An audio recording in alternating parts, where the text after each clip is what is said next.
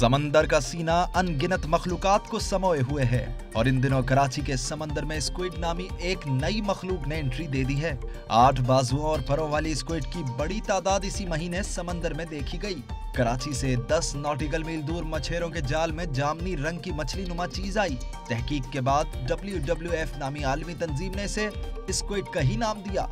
माहिरीन का कहना है कि रंग बदलने की सलाहियत रखने वाली स्क्विड उड़ना भी जानती है और इसका साइज 1 फीट से लेकर 43 फीट तक भी हो सकता है। कटर नामी मछली की शक्ल लिए यह समंदरी मखलूक विलायत में भी पाई जाती है। अमेरिका, कनाडा, चीन, फिलिपाइन, इटली, जापान समेत कई ममालिक में इसे ग़िज़ा के तौर पर भी इस्तेमाल किया जा रहा है।